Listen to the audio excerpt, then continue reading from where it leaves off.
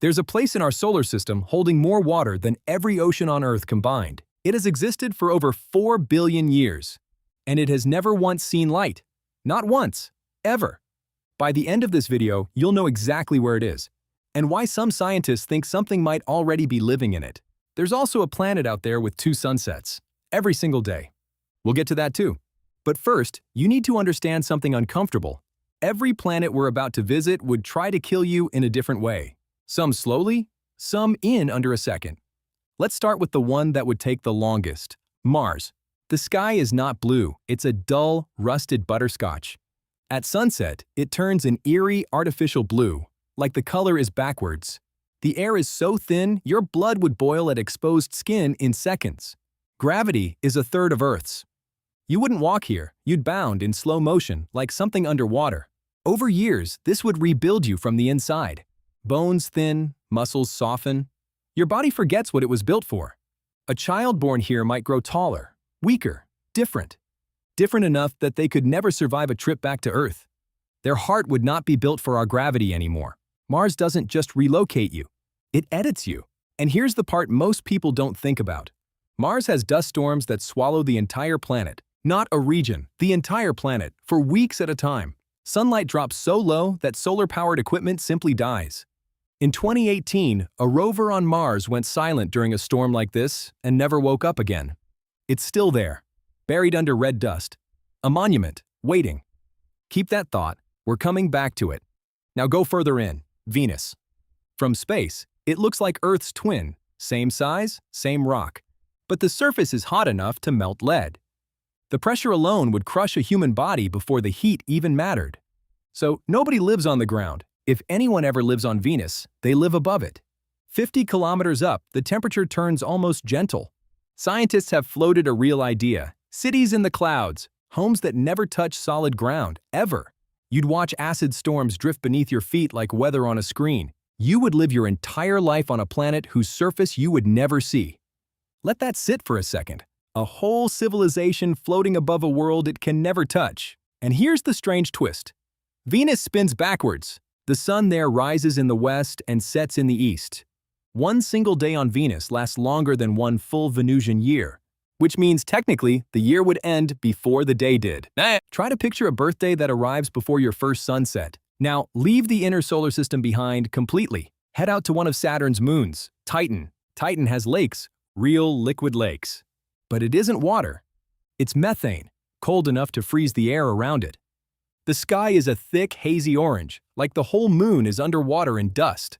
Gravity here is so weak and the air so dense that something strange becomes possible. A human could strap wings to their arms and fly, not in a machine, with their own muscles. Picture that. No plane, just you, flying through orange fog. It's one of the most beautiful ideas in space science, and the cold would still end you in seconds if anything failed. Titan doesn't forgive mistakes. It just waits for one. Now, not far from Titan, there's a much smaller moon most people have never heard of, Enceladus. It's barely the width of Arizona, small enough to overlook completely.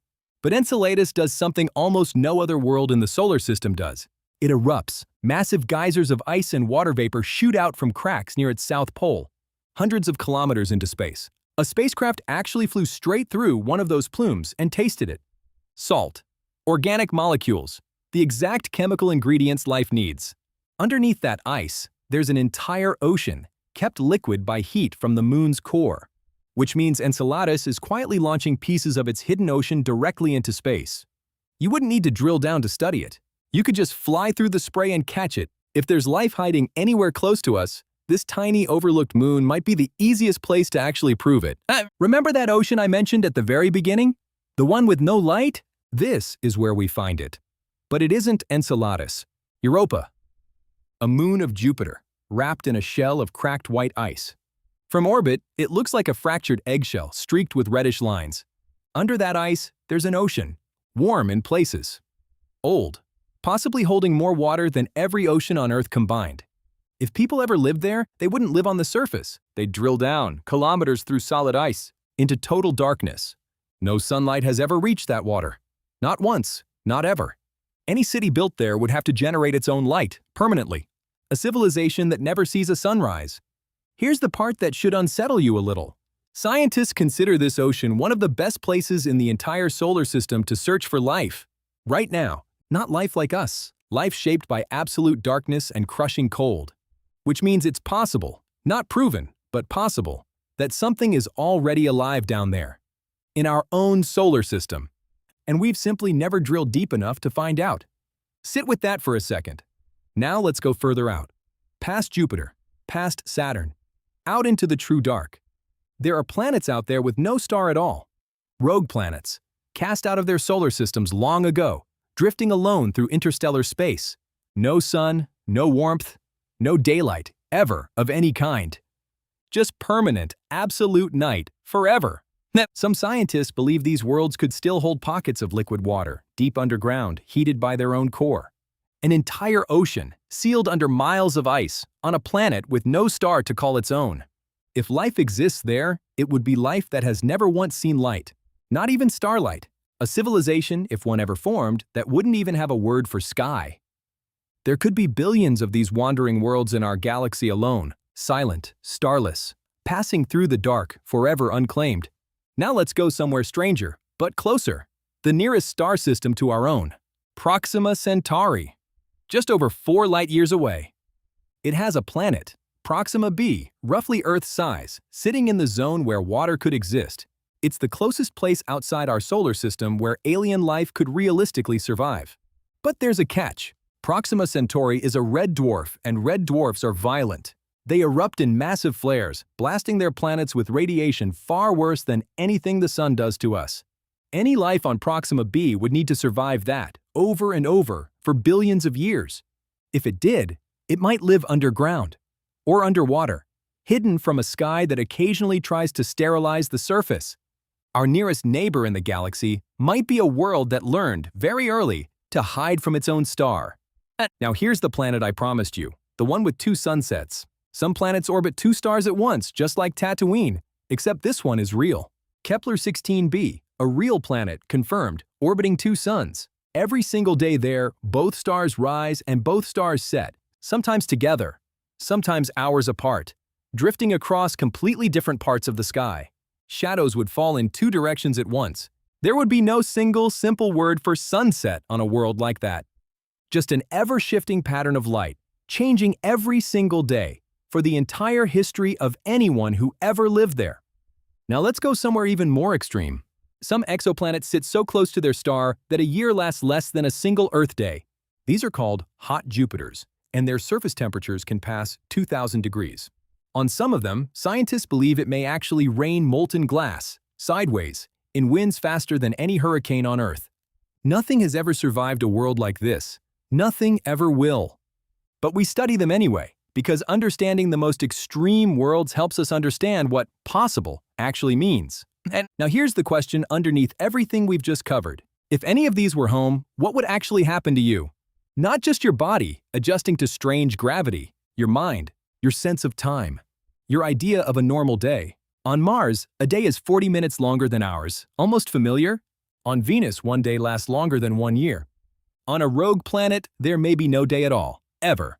Just one unbroken moment of darkness, stretched across your entire life. Humans didn't evolve for any of this. We evolved for one planet, one rhythm, one very specific set of rules. And yet, look at what we've already done. We've landed machines on Mars. We've flown probes through the clouds of Venus, built to survive in hell for a while. We've listened to Titan's wind. We've flown a spacecraft straight through the frozen spray of Enceladus and tasted the inside of an alien ocean. We've mapped Europa's frozen shell from orbit, hunting for a sea we can't even see. We've pointed telescopes at a star 4 light-years away and found a planet that might be able to hold water. The same species that once couldn't survive a cold night without fire is now seriously asking what it would take to live on a world with 2 sunsets, or no sunset at all. And that's not a small thing. That might be the strangest fact in this entire video. We are creatures shaped completely by one planet, who have never once stopped imagining every other one. Here's something worth remembering the next time you feel small. Every one of these discoveries started the same way. Someone looked up, refused to accept "we'll never know," and built something that could go find out. So here's the takeaway. Every world on this list would try to end you in its own specific way. Crushing pressure, boiling blood, endless dark, endless light. radiation, cold beyond anything Earth has ever produced. And on every single one, there are people, right now, quietly working out how humans might live there anyway. Not because it would be easy, because we've never once let impossible be the final answer. So next time you look up at a clear night sky, remember some of those points of light aren't just stars. Some of them have worlds we've already found, already measured, already dreamed about. We don't know yet if anyone lives out there. But if humans ever do, they won't just survive it. They'll adapt, the same way we always have. Because the one constant on every planet we've ever studied was never the ground or the sky or the gravity. It was always us. If a video like this is worth your time, it's worth 30 seconds of yours. Subscribe. There's another world waiting next week. And if you had to live on one of these planets, tell me which one you'd choose. I read every comment. Until next time, goodbye.